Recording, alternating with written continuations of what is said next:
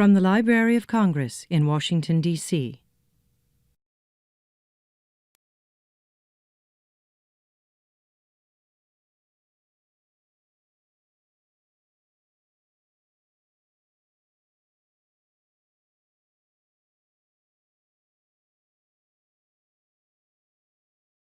Good morning. Let's get started.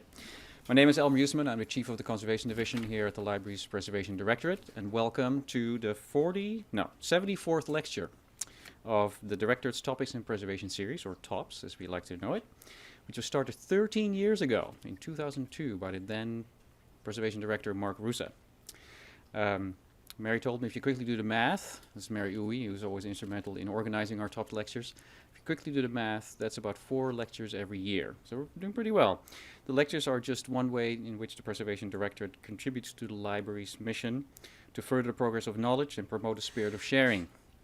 Past lectures have covered topics including preservation research, conservation education, technical art history, applied digital technologies with eminent speakers from all over the world. Today's speaker is Susan Peckham, a senior paper conservator at the Library of Congress since 2006. And at the library, she has worked on many different and challenging projects, including the preservation of the Peggy Clark collection and the Iron Gold Ink research project. So 3 years ago, Susan was asked to treat a special collection item, which turned out to be a rather involved process and is subject of her talk today. As she will tell you, while processing the library's Charles and Ray Eames collection, a startling discovery was made of a previously unknown drawing by Martin Ramirez, considered an outsider artist. The drawing was found crumbled up at the bottom of a document box and in very poor condition indeed, she will show you. Susan was given the task to bring the drawing back to life. In order to provide the optimal treatment, she set about understanding as much as she could about Ramirez and his techniques. She independently researched period materials with some great finds on eBay, and she was able to assemble a collection of unusual materials that this outsider artist may have used. Susan then devised and executed a very successful treatment, as I'm sure you will agree, of the drawing and enabling it to be exhibited in all its glory in 2013. Susan worked with several PRTD staff members, but most closely with Dr. Lynn Brostoff, whose expert use of analytical equipment like X-ray fluorescence were critical in determining with a great degree of likelihood the colorants used by Ramirez. Lynn is a senior research chemist at the library's Preservation Research and Testing Division, or PRTD, and in addition to her graduate training in paper conservation, Lynn holds a master's degree in polymer material science and a PhD in chemistry. Susan and Lynn hope to publish their findings in the near future, so consider this a sneak preview. Susan? So you've just heard what Elmer just said, but I'll repeat it. In 2013, I was assigned this work in preparation for the Celebration of Mexico conference at the Library of Congress. The conference focused on Mexican cultural heritage and arts in the United States. Part of the celebration included the unveiling of this drawing by Martin Ramirez. I originally gave this talk at the Divine Disorder Conference for the conservation of outsider art at the High Museum in Atlanta in February of 2015. I'm starting out with this slide so that we can set our minds for who the man who this object was drawn. His family members, his descendants, are here on the left, and they did come to the conference in December for the unveiling. Don't ask me which relative. That would be Catherine Blood, who would be able to tell us. I believe they are great nieces and nephews.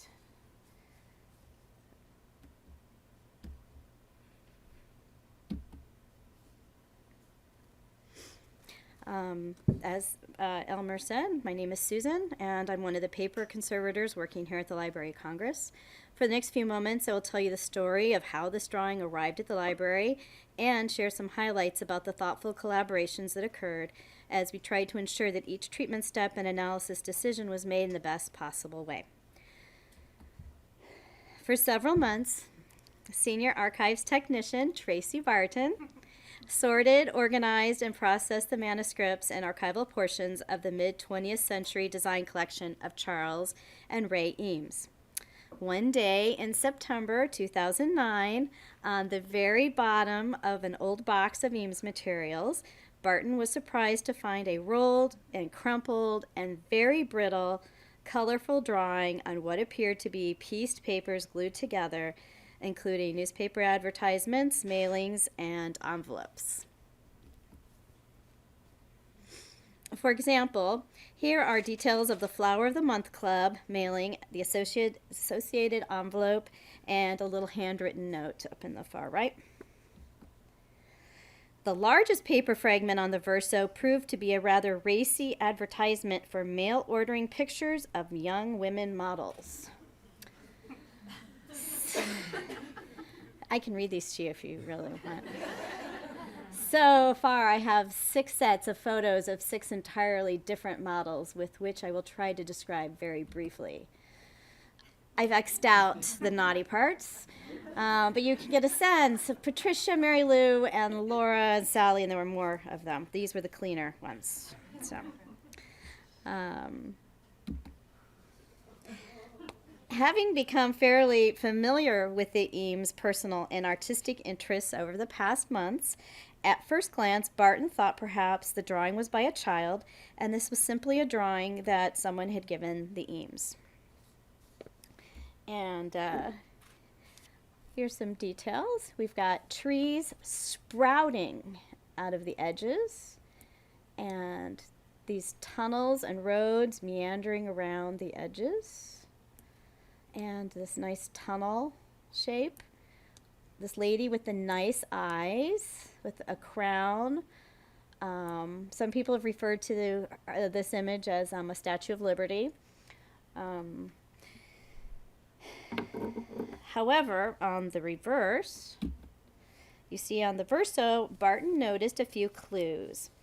A date of April 19th, 1950 on one mailing label, and an Auburn, California address on 2 of the mailing labels. So, what do folks do nowadays when afflicted with the urgent need to find information? They Google it. So,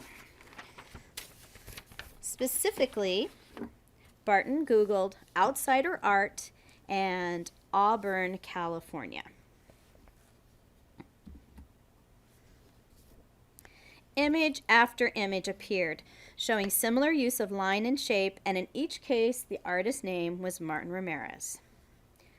Recurrent images seen throughout his works over the years include winding, never-ending shell-like tunnels, horses with riders called jinete, and repetitious trains and cars, and even in some cases in his later works, cutouts from magazines and popular literature.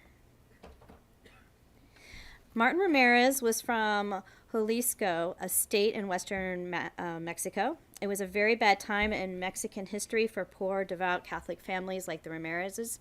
The Cristerist Rebellion was a civil war with Catholics rebelling against the secular national government from about 1926 to 1929, and it all centered right in the western states of Mexico, where this family was living. In 1925, Martin Ramirez left his pregnant wife, Maria Santa Ana Navarro Velazquez, and 3 daughters in 1925 to work on the railroads and in the mines of Northern California. Ramirez was afraid of losing the very small parcel of land for which he had been saving money, and so he went north. Unfortunately, he became very sick in any number of ways that we may not know exactly. All we know is in 1931 he was diagnosed with catatonic schizophrenia, and in 1933 he was adjudicated insane. Now, he was bounced around to a couple different places. He at one time was in the tuberculosis portions of hospitals, and what I've learned since then is that they worked as homeless shelters. So I think to this day, no one can really say whether Ramirez was in fact mentally ill or merely extremely destabilized by life's hardships and these disappointments that marked his life. He went on to live in the Stockton State Hospital through the 30s and 40s. Then he lived the rest of his life in the DeWitt State Hospital in Auburn from 1948 until his death in 1963. He never saw his wife again, and after a tragic misunderstanding when he misread a letter from her, thinking that she had decided to support the secular government. In the 1950s, a nephew came to visit him, and that's what we know about his life. But luckily, after he was transferred to the DeWitt State Hospital, he was able to work with Dr. Tarmo Pasto, who was a psychologist who worked with Ramirez at this state hospital in Auburn. Art therapy, creating art as a form of psychotherapy for people experiencing trauma or illness, was a burgeoning field in the 1940s. And when Dr. Pasto started working with Martin in 1948, he began to supply Ramirez with art materials.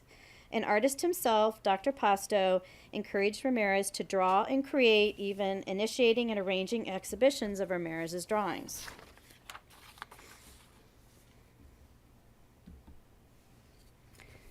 Starting in the early 1950s, Ramirez's drawings were exhibited on both coasts, the E.B. Crocker Art Gallery in Sacramento, the DeYoung Museum in San Francisco, and the Mills College Museum of Art in Oakland, as pictured. On the East Coast, an exhibit of Ramirez drawings occurred at the Syracuse University.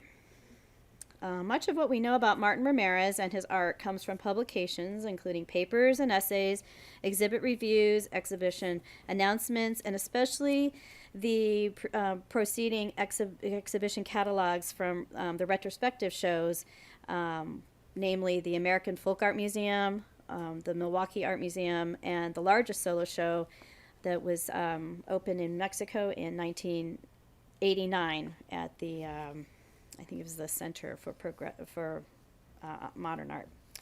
In particular, essays and research by Victor Espinoza and Kristen Espinoza, scholars from Northwest University, and essays by Brooke Davis Anderson, the curator and director of American Folk Art Museum's Contemporary Center, New York, and also information from the Rico Moresco Gallery in New York. These were all very useful for answering the questions I had. And they led me to the primary source material that I found, including people such as students, artists, nurses, and even orderlies and doctors that had worked with Ramirez. Imagery generally consisted of little cars, trains, train tracks, arches stretching into tunnels of infinity, these little horse riders called hanete. They are all very common imageries. Many of them also show these roadways cutting through the canyons, traditional Mexican dress, maybe some wings. Some of these figures have wings, and we definitely see a sort of a push and pull with Mexican roots, culture, and religion up against some of the North American images. The Madonna motif was recurrent in Ramirez's work, and here we see the upstretched arms. The hands are positioned in what is called the John gesture, where the index finger is raised skyward, and this is symbolic of redemption by baptism. Across the arms of many of these is a pall, which is a funerary cloth spread out over these outstretched arms, and typically these are, I think, associated with Easter, but they have been seen on statuary since, I think, the 15th century. Crowns are also common features, as well as globes and orbs under the feet, and the figure crushing snakes that are on the globe as well. Now here is the iconic statue of the Lady of Immaculate Conception that's located in the little parish church where Martin Ramirez and his wife married, and it is in the, my Spanish is not very good, so you can just read it there. Now, this work by Martin Ramirez was found in the Library of Congress collections in 2009. It wasn't until 2010, when Tracy Barton was going through more of the Eames archives, that she found this letter explaining how Charles and Ray Eames obtained the drawing. In the letter, Don Burrell, the director of the E.B. Crocker Art Gallery, wrote to Charles Eames saying something along the lines of, "I'm sending you some amazing drawings, and you might be interested in them, and let me know what you think." It seems that Ray and Charles kept at least one picture, and that is how we know that this one arrived at the Library of Congress. However, several questions had to be mitigated. Who owned it? Did it belong to the Ramirez family, the Eames Foundation, or the Library of Congress? In California, once the law adjudicates that someone is insane, it means that he or she can no longer own property or therefore give property away. Therefore, Ramirez could not have given the property to the Crocker Gallery, and therefore the Crocker Gallery could not have given it to the Eames. So it was determined that the drawing still belonged to the Ramirez family, and after some time, the family was eager to give it to the Library of Congress in exchange for a small gift. And that is how this drawing of a Madonna by Martin Ramirez came to stay for good at the Library of Congress. Now, this is the part that I get really excited about. I became fascinated with both the media identification and the artist's mark making on this piece. Upon first glance, the colored portions of the drawing really seem to be rendered in either colored pencil or crayon. Let's see here. Or maybe watercolor, but it would have had been applied in a certain way. But as I started doing solubility tests, they were extremely water soluble, and I had just never seen watercolor applied like this before. I mean, that doesn't mean anything, but it did make my mind start to work a little bit. And since a number of people did remember seeing Ramirez at work, I started gathering together all the first-hand accounts I could find from the available literature. For example, Ramirez collected crayons, colored pencils, water-based paints, possibly shoe polish, and fruit juices, which he combined together into a liquid media that he then mixed into a homemade pot. Instead of a brush, he utilized wooden matchsticks as styluses. A tongue depressor became his straight edge. Now, some of the main first-hand accounts we have are from an artist named Wayne Thiebaud, who was a student of Dr. Pasto's, and he actually visited Martin Ramirez several times. He also added to the article that Ramirez would often use a jig or a little guide as a template as a model for the arches, which makes perfect sense. Well, this is just a portion of the arches, but the arches are duplicated so perfectly, one right after the other, it would make sense that he was using some sort of model. Well, I was sort of hoping that I could replicate what Ramirez had used. And so from the first-hand accounts by Wayne Thiebaud, I used some wooden matchsticks in two different ways. One was breaking the wooden stick and using the stick as a stylus.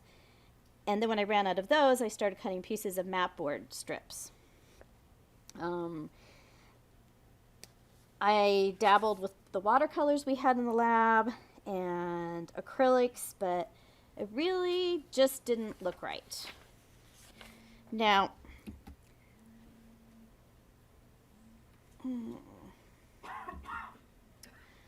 I have an older father, and as a child, I helped him with his charts before his big business meetings because I could print well.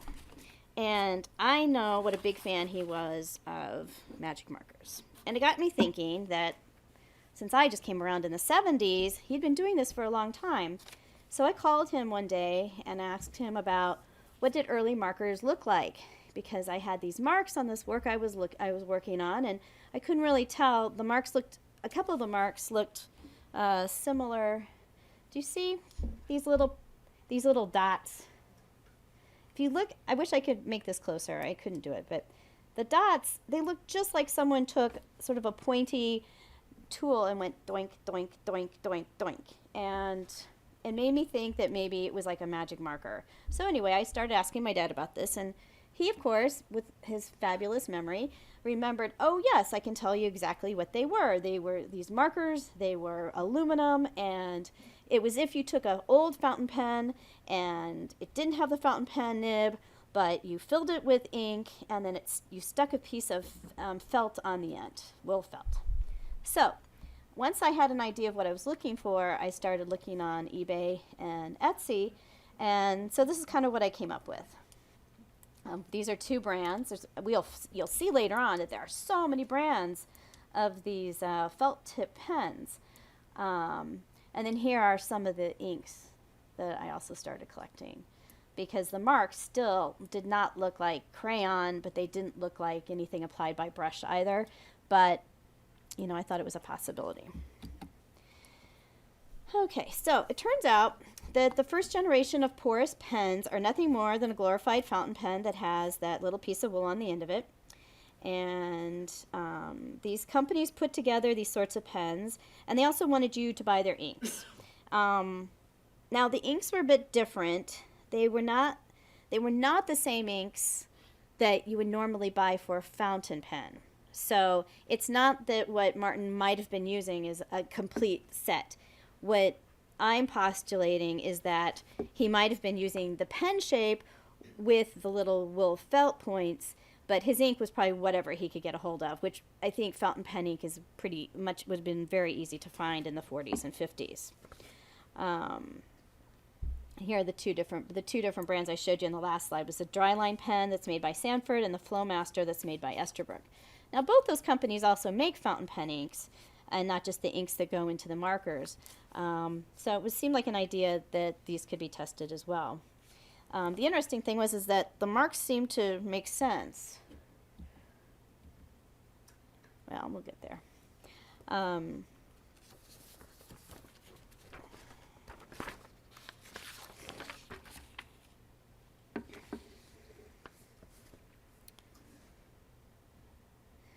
Given that I work at the Library of Congress, I was able to look up all types of media and implements in our advertisements from old magazines and periodicals. Now, full disclosure, I also accessed Peggy Ellis's article on early porous pens, which gave me the idea on how to look for these things. But what I found was this particular issue of Office Management and Equipment from March 1950. And look, it had a whole section of marking devices called fountain brush types. And I thought, well, I might be onto something, because this isn't just one thing. It seems like there's many companies that make this sort of thing. And so they are. So here's an ad I found for the Flowmaster fountain pen. And they were marketed to all these different groups of people. Popular mechanics, analytical chemistry, School of Art, office management, American artist. And I love this up here. I think it says somewhere, it says it's sweeping the land. Yeah, it's sweeping the country. And it must have really been sweeping the country, because it seemed like they were advertising everywhere. And even my dad had them, right? So, and here's some other brands.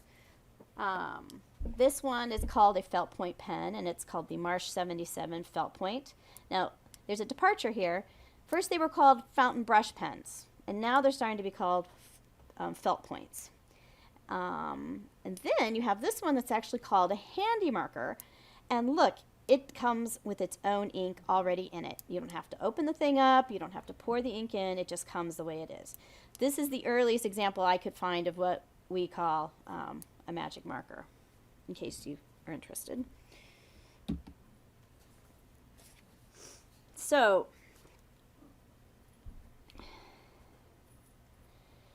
it was the Flowmaster felt tip pen. It was first called the Flowmaster fountain pen in the 40s, and then in 1951, the Flowmaster company sold it to Cushman and Dennison, and they changed the name to the felt tip pen. So between 1951 and 59, they're all sort of mixed up with each other. And there's your first magic marker, the first one that actually says magic marker. So it's been around since 1951. So the other thing I have to say, we are really lucky this year to have our intern Marta from Poland. And I was blathering about this one day and asked her. I told her every time I looked up Flowmaster on the internet, I kept coming up with these Russian sightings. And what was this about? And did she know what it was? And come to find out, I think the word you say it more like Flawmaster, but it's sort of the generic word for magic marker. So what I'm imagining is that it just became a generic, maybe magic markers weren't marketed, but they held on to the Flowmaster from the 40s and 50s in the post-Soviet Eastern Bloc countries. Anyway, I thought that was interesting. So the colorants. The colorants on the actual Ramirez drawings were analyzed via XRF fluorescence by research scientist Lynn Brostoff to help determine what Ramirez might have been using. And additionally, Megan Wilson imaged the drawing using hyperspectral imaging, and Jeanette Adams performed the adhesive analysis. Just as a background, the Bruker tracer sensor detects elements in an area measuring approximately 4 millimeters by 3 millimeters, the size of its aperture.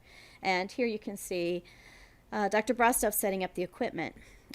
This is just to remind everyone that this technique is non-destructive and analysis occurs in situ, which is why it was really important that we find a way to support the document because it's X-ray, once we move out of the way, you need this clear airspace back there because the X-rays are going through here.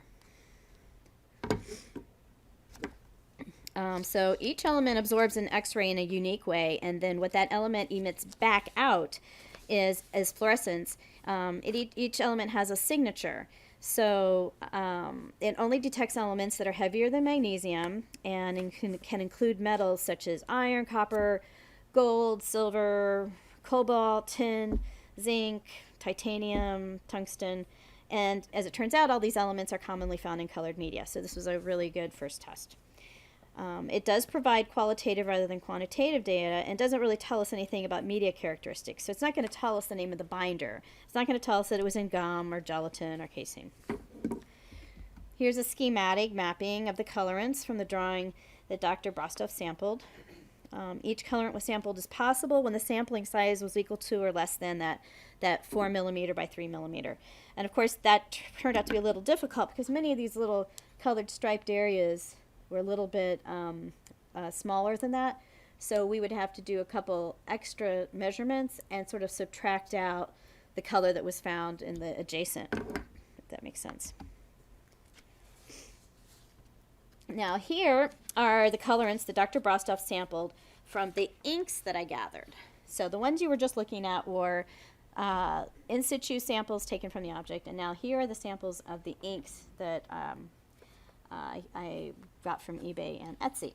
And also on the left, because Wayne Thiebaud was so set on saying that some of the Madonna's cheeks were pink from a match, so we went ahead and decided to see what that would look like. So that's the matchstick pink, and here it's mixed with saliva.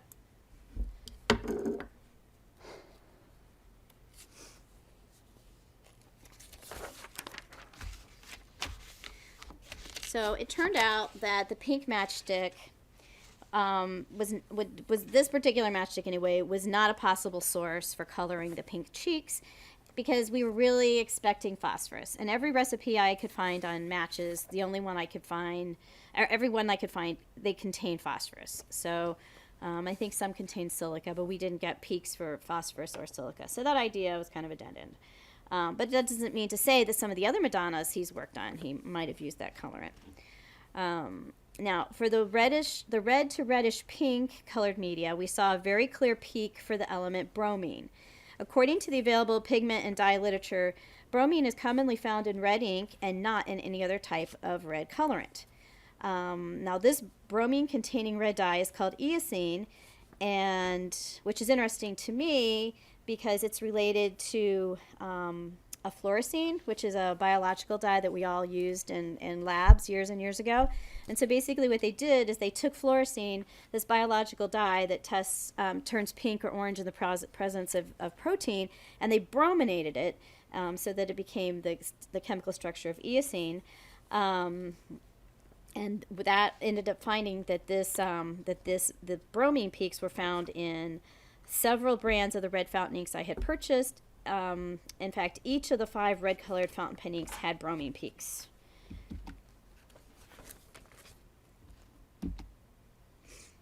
Okay, so multispectral imaging can allow us to distinguish between different materials, especially when you may have 2 colors that look very similar, but they're different into the naked eye, and you want to find out if they're from 2 sources, or you may want to look at them in terms of if they have the same signature in XRF.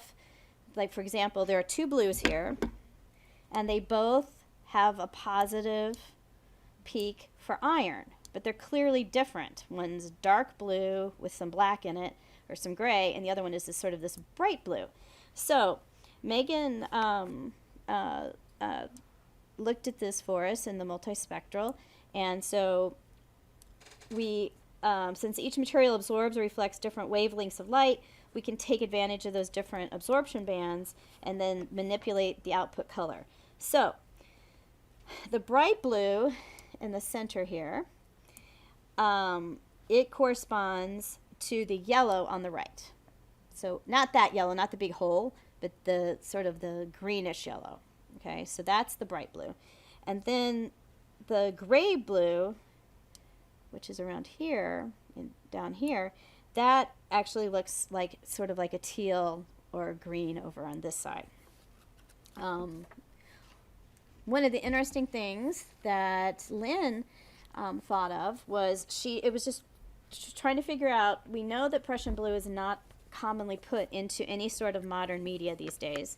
And so she kept trying to figure out, well, where is this Prussian blue coming from? And she got this idea that maybe it's in bluing and laundry bluing, which was a really brilliant idea because I did a little research into it, and it come to find out that if you work in objects conservation, specifically ethnographic, and you work in the southwest part of the country, this is really normal. Laundry bluing containing Prussian blue or even indigo has been part of the trade routes for hundreds and hundreds of years.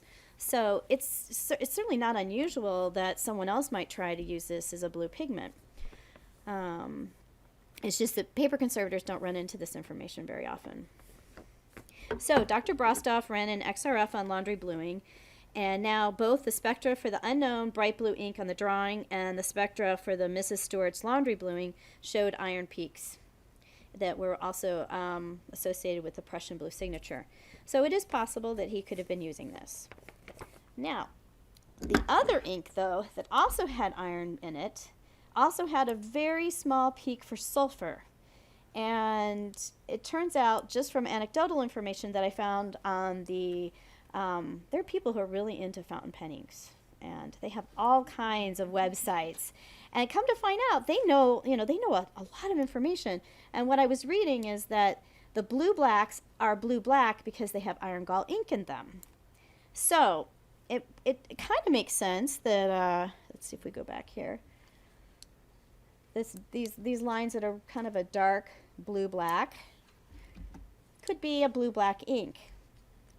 They do have iron and sulfur in them, and those are requisite elements for iron gall ink. Now, just as a review of all the other things that were found, so we're saying that the bright blue is possibly the laundry bluing. The grayish blue is probably or possibly a standard blue-black fountain pen ink. The red colorant is probably a standard red fountain pen ink. The underdrawing is likely graphite, and the yellow and greens are unknown organic colorants. The only colorant that acted like a crayon was the orange, and it had peaks for lead and chromate.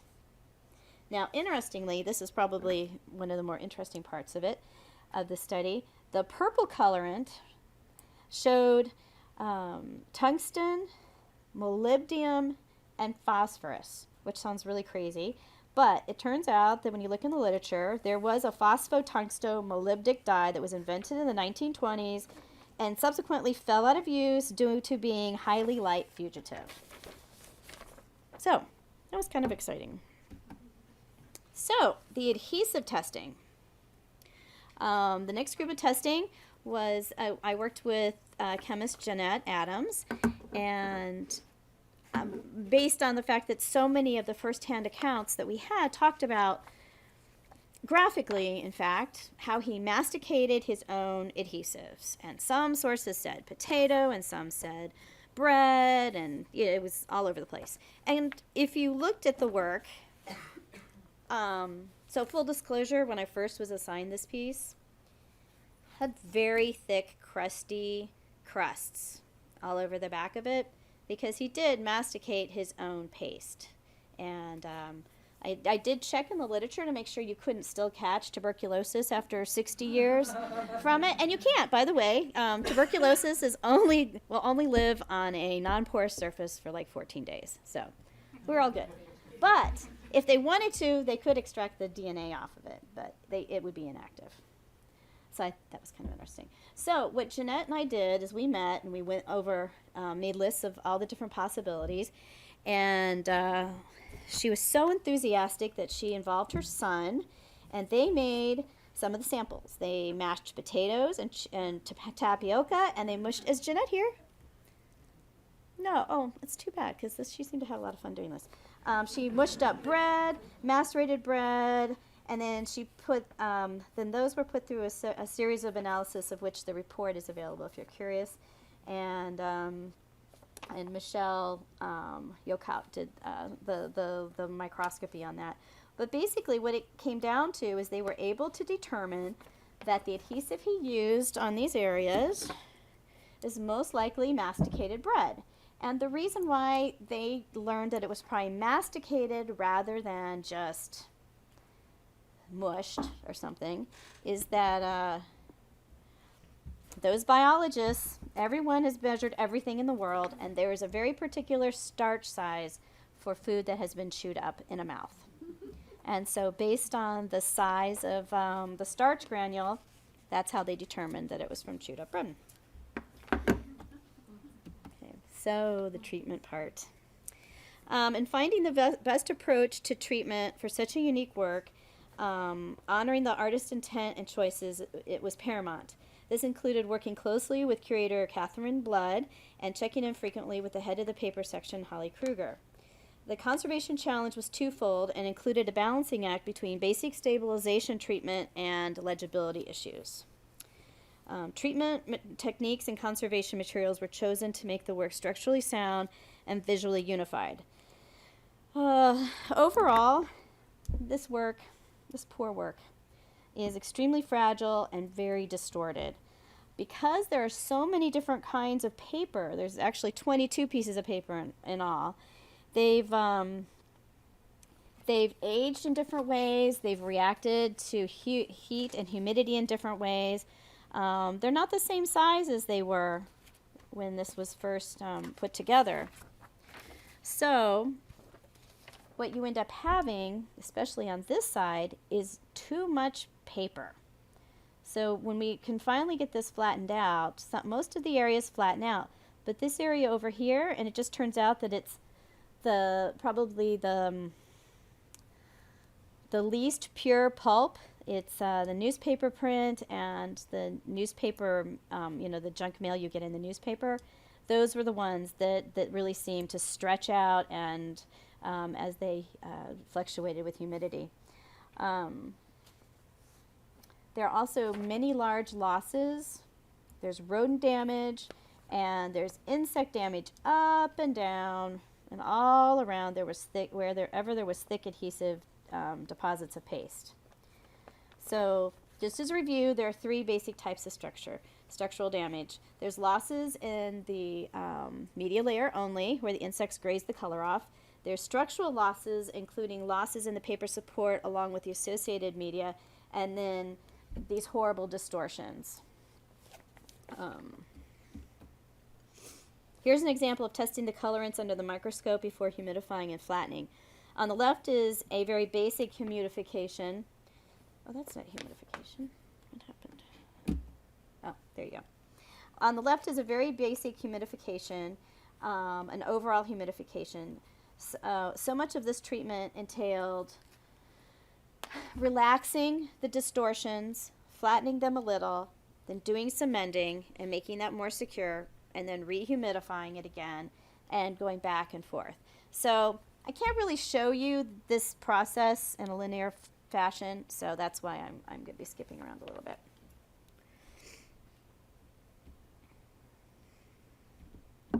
And there is an example of testing the colorants.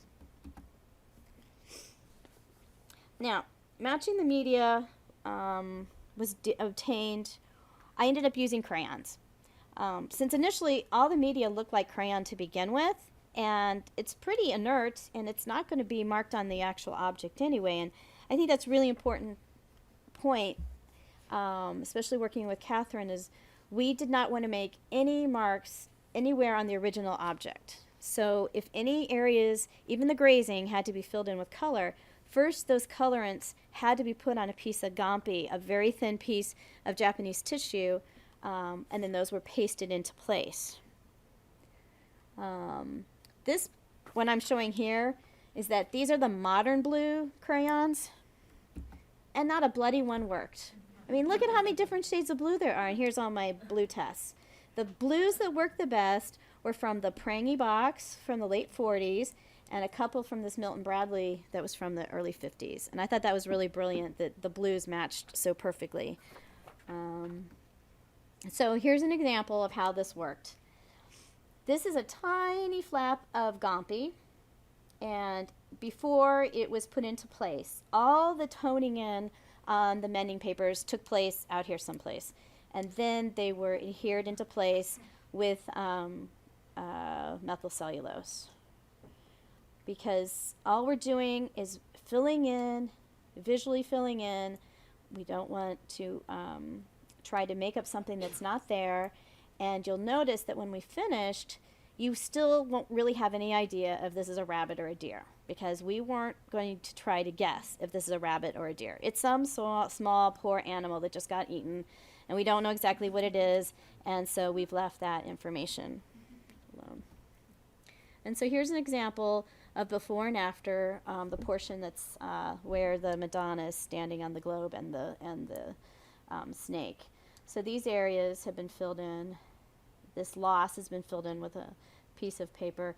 And in order to make these lines match, I invented my own using a curved bar that you get at an arts and crafts store. And so I was able to copy his arches. And so it's very probable that he had a whole set of these little maquettes or models or something that he was using.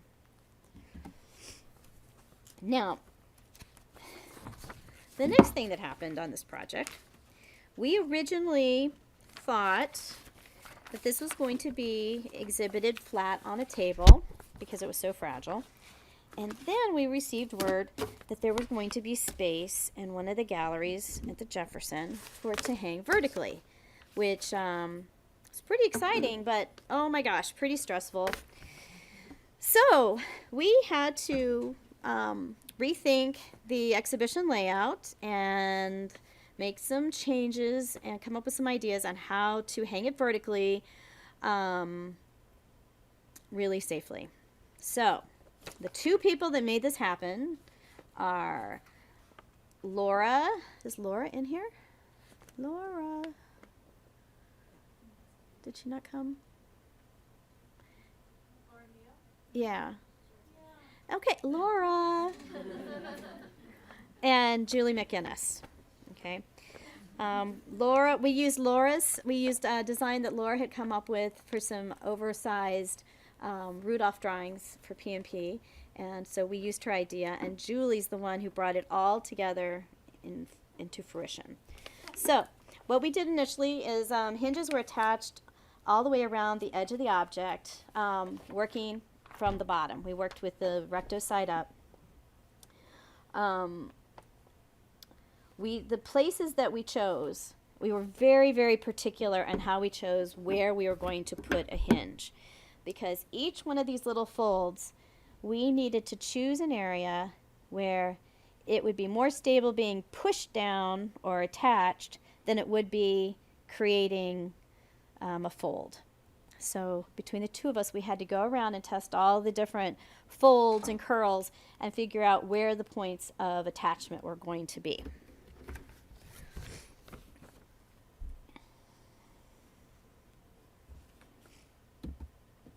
So here you go. This is before. Mainly you would say this is a raking light shot before, raking light shot afterwards. It's actually the redistribution of the distorted areas, because you cannot make the distortion go away. All you can do is redistribute it in the safest manner possible. So that's what you're seeing here, is that this was purposely chosen, this was chosen, this was chosen. Each one of these places that kind of point down and are in the dark, those are going to be points of attachment, and they were purposely chosen. Now, I tried to make this a schematic, and I don't know if it's going to work or not, but so here's your artwork. You're looking at it from the verso. This is what it would look like if you flipped it over. Now, like I told you, we actually worked on it like this, but at the conference I gave in Atlanta, I wasn't sure if that was a concept that people would be able to handle, but I know you guys can handle it. So here are the hinges on the bottom, and then what the brilliant idea that we borrowed from Laura Neal is she took another piece of mat board, and cut it, and so Julie cut it so that the support laid exactly under the artwork, and it was no more than 1 or 2 millimeters short from the object. So it was sort of like a ghost support underneath there, and then each one of these hinges wrapped around it. So basically what we're doing is we're building in a secondary support system. And what's really beautiful about having a secondary support system, not only is this going to be super stable, but then when people in prints and photographs want to get this out of the frame, it's still pretty stable. They can just pick it out and put it in a new frame, or they can do lots of things with it. So that's the there. Oops.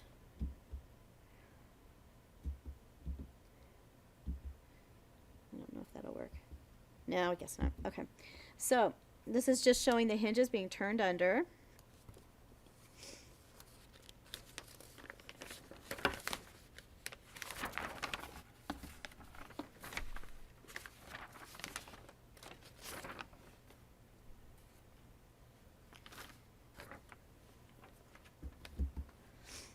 Oh, I guess that's why I didn't have anything else. How do I get back there? I haven't done this for a while.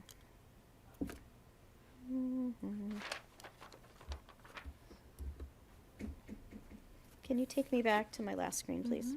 Thanks. Oh, right, I could have just gone there. Boy, I'm rusty. Want to go here? Yeah, that's fine.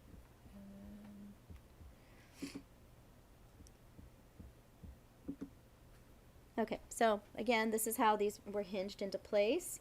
And then I thought I had a slide of how it was put into the frame, but I guess, Julie, maybe we didn't take those images. Did we or maybe I just didn't include them here. I don't think we put it into the frame. Oh, did the frame? I think the framers did it. Yeah, this was just the part that Julie did. Okay, and we did. And you'll notice, those of you who've been around a while, who made those hinges? Are those Hugh Phibbs hinges or what? And so there are so many people to thank on this project. Above and beyond, the best thing that came out of this project was meeting Tracy Barton, one of the nicest people who works in this building. And so that has been so much fun. And thank you so much for your patience and answering all my questions. And everyone I work with in my division has been really kind, especially Claire. Well, Claire's great too, but Julie, sorry, that didn't turn out right.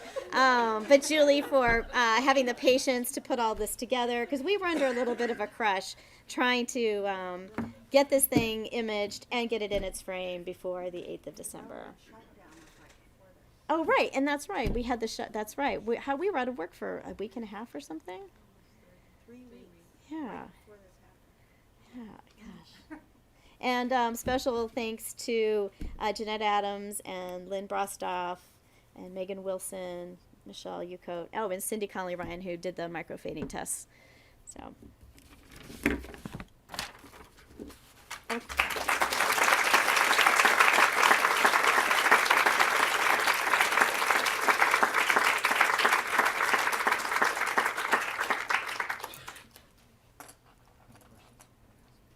No one's going to ask me any questions, are they? Yes, we do. We do have time for questions, Susan, so Oh, gosh. sorry. We'll stick you in the hot seat. Okay. Who has a question? Yes, Nora? Yeah, so Fountain Pen Network, what a site, right? Have you been on there? A bazillion times. Yeah. So just shout out for online communities. They're pretty freaky. Yeah. There are people who are even more obsessed with it than we are about stuff. It's a pretty great resource. But you also open yourself to competition on the eBay market. But you can find out some things that are, some very scientific, some stupid. I have found that playing dumb has worked very well because, oh, you're such a nice lady. You work at the Library of Congress. I'll just throw in 2 little bottles of red ink. I don't know if you can use them or not. Score, yes. So. Can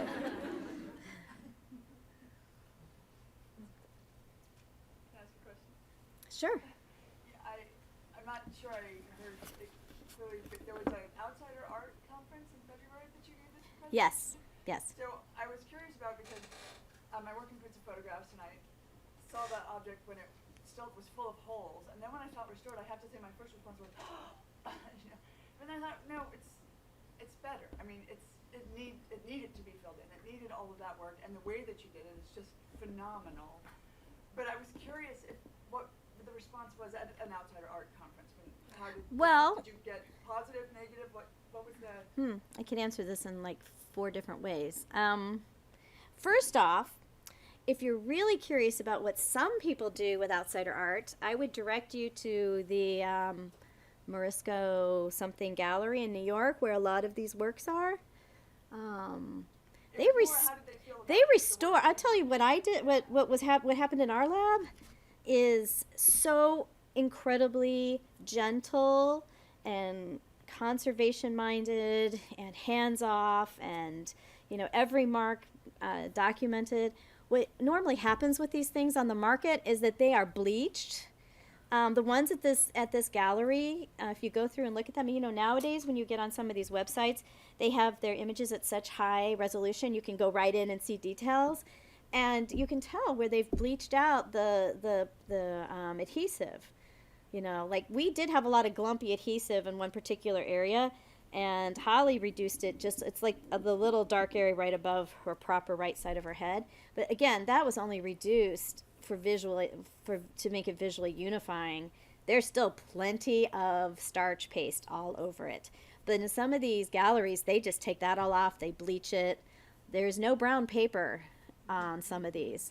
So that's what I would say about comparing it to other institutions. Now, I haven't had a chance to check in with PMA or like the American Folk Art Museum. But I would doubt very much that either of those museums have done any more than we have in terms of stabilizing and conservation. Yeah. But the conference itself, I was the only person who submitted a project on a single item. That particular conference ended up being people who were showing installations. Susan, can I add, we talked to Brooke Anderson at the American Folk Art Museum about the sort of philosophy that you Oh. had come up with, that we had come up with about not being invasive, being very true to the object, just stabilizing it and working for visual coherence, and she agreed philosophically that there's an appreciation of patina with self-taught artists, that that you really don't want to over-treat. So we did consult and ask. Okay. I don't remember that, Yeah. but that makes sense. You were, you had a crazy deadline. I don't know if you mentioned it. We had that presentation with the conference, and so Holly, so many people were working on it. I mean, and then the government it was insane. Yeah. It was a miracle. You performed a miracle. It wasn't done.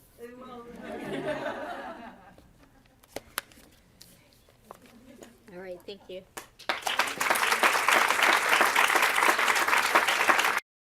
This has been a presentation of the Library of Congress.